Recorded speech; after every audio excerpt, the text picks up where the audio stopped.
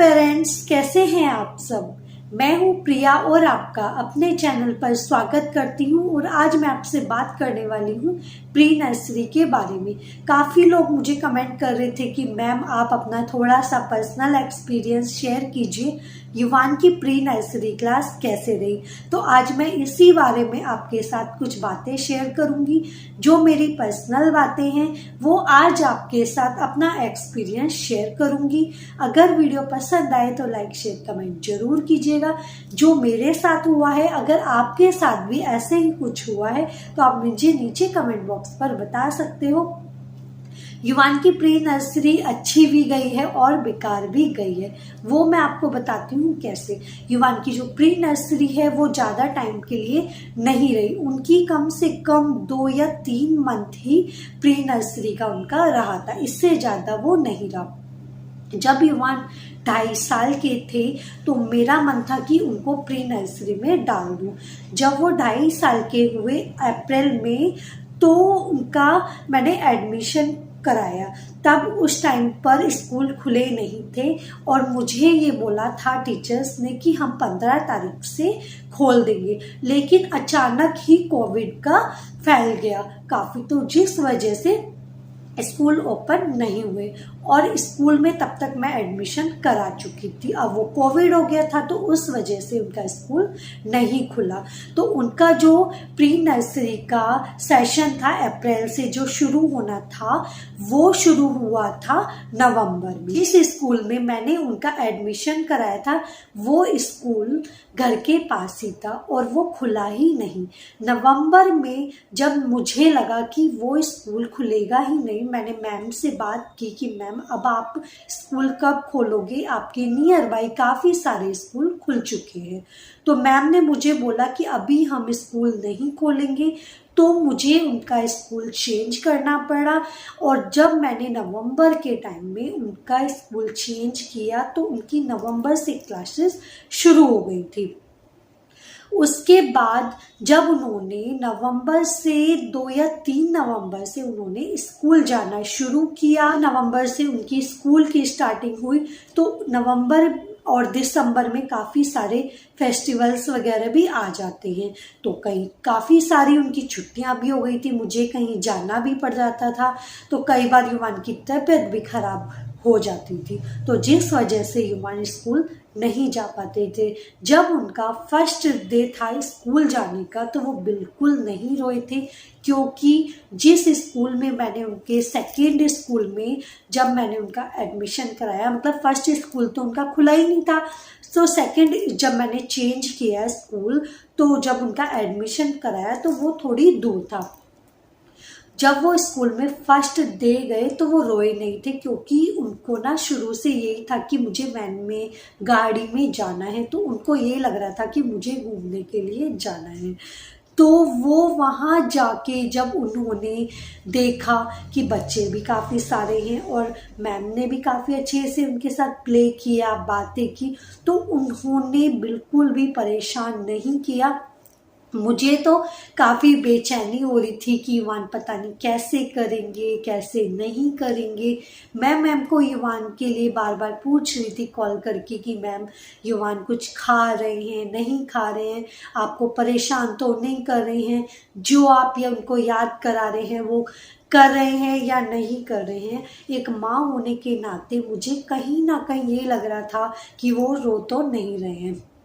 पढ़ाई को लेके मुझे इतनी टेंशन नहीं थी, क्योंकि जब वो 2.5 साल के कंप्लीट हो गए थे तो उसके बाद मैंने उनका रेगुलर चीज़ें स्टार्ट कर दी थी। करती तो मैं उनका पहले भी थी, लेकिन इतना नहीं करती थी जितना 2.5 साल के बाद मैंने उनका कंटिन्यू पढ़ाना शुरू कर दिया।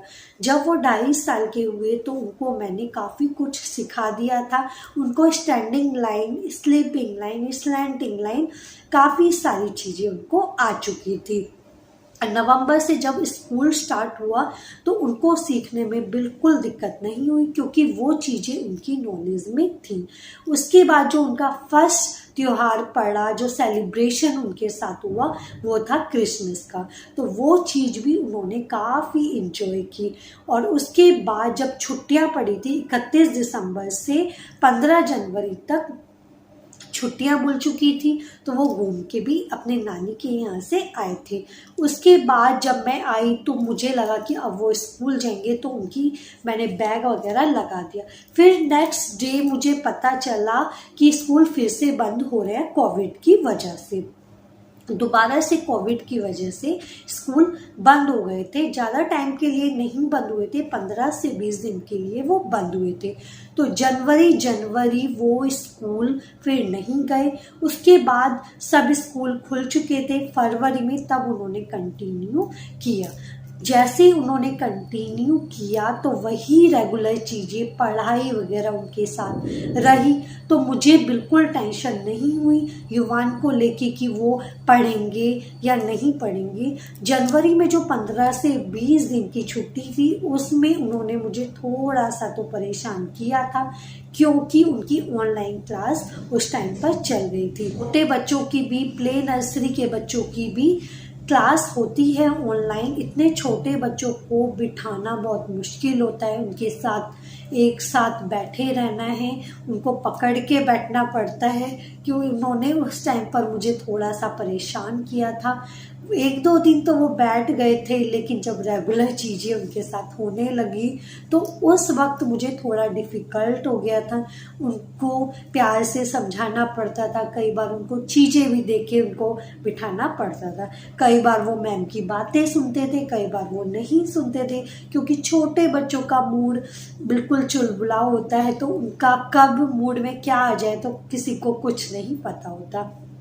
कभी वो क्लास ले लेते थे, कभी वो नहीं लेते थे। ऑनलाइन क्लास में उन्होंने मुझे थोड़ा सा परेशान किया था, लेकिन थैंक गॉड स्कूल खुल चुके थे। उसके बाद फरवरी से जब उनका दोबारा से स्कूल खुला तो वही चीज़ें कंटिन्यू रहीं, तो मैं बिल्कुल परेशान नहीं हुई।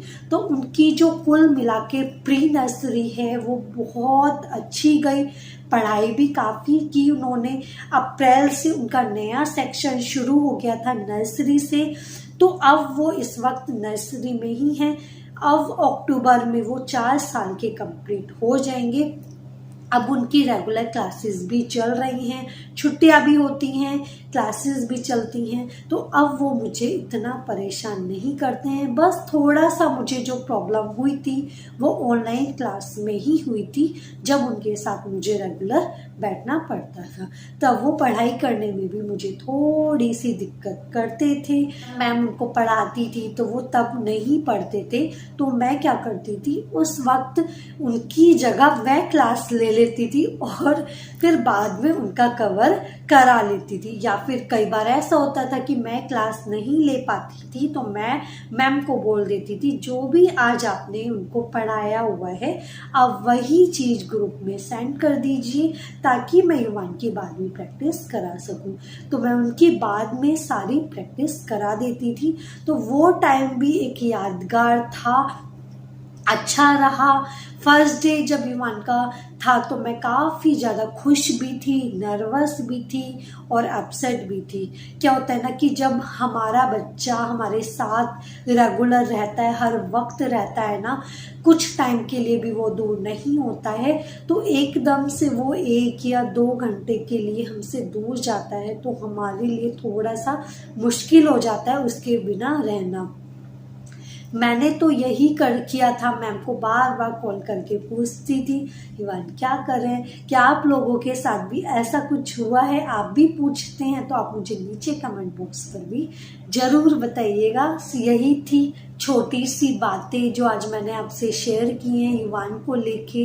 यही था उनका प्री नर्सरी का टाइम जो मैंने आज आपके साथ शेयर किया था। युवान की प्री नर्सरी बहुत अच्छी रही थी। जब आप अपने बच्चे को पढ़ाई अच्छे से कराते हो, उसका बेस बनाने में उसकी हेल्प करते हो, उसको अच्छे से पढ़ाते हो, तो काफ़ी कुछ चीज़ें उसको सिखाते हो, तो वो भी काफ़ी कुछ सीखते हैं और उनका जो कॉन्फिडेंस लेवल होता है वो भी अच्छा हो जाता है। जब बच्चे ज़्यादा दुखी करते हैं, जब उनको किसी चीज़ की नॉलेज नहीं होती है और आप एकदम से उनको स्कूल में भेज दो या फिर आप ऑनलाइन क्लास बच्चे को दिलाने लग जाओ जिसने आज तक स्कूल की शक्ल ही ना देखी हो, आप उस बच्चे के लिए भी एकदम से चीज़ें अलग करो ना, तो वो थोड़ा सा डिफ़िकल्ट हो जाता है।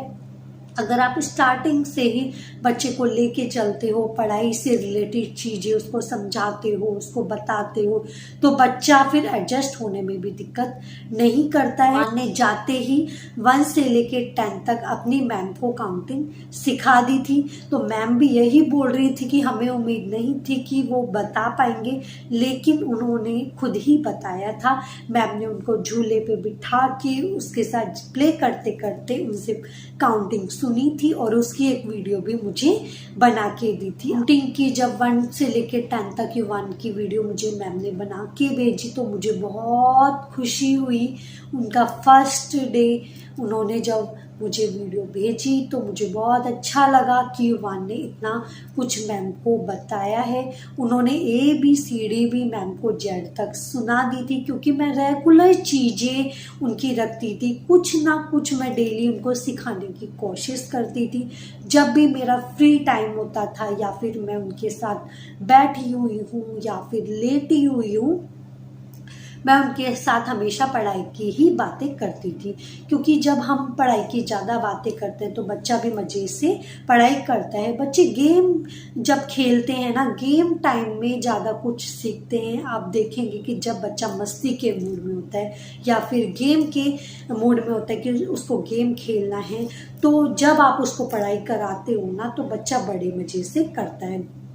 मैं कभी भी कोई भी गेम युवान के साथ खेलती हूँ तो हमेशा काउंटिंग को लेके करती हूँ या फिर ABCD को लेके करती हूँ, तो उसको भी काम करने में मजा आएगा।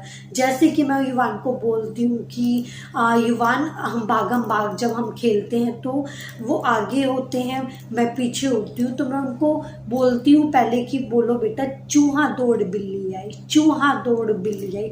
1-2 बार तो मैं ऐसे बोलती हूँ, फिर मैं उनको बोलती हूँ युवान अब हम बोलेंगे 1 2 3 4। वो आगे होते हैं, मैं पीछे पीछे उनके साथ भाग रही होती हूँ और उनको मैं साथ में बुलवाती रहती हूँ कि बोलो 1 2 3 4 5 6 7 8 9 10। इस तरह से बोल बोल के जब मैं उनको पढ़ाती हूँ, उनके साथ गेम खेलती हूँ, तो वो काफ़ी इंजॉय करते हैं और उनको चीज़ें भी बहुत जल्दी याद हो जाती हैं। इस तरह से आप अपने बच्चे को पढ़ा के देखिएगा, बच्चे बहुत मज़े से पढ़ेंगे। अगर इस वीडियो से आपको कुछ थोड़ी सी भी हेल्प मिली हो तो प्लीज़ लाइक शेयर कमेंट ज़रूर करेंगे। मिलती हूँ अगली वीडियो में, तब तक के लिए बाय बाय।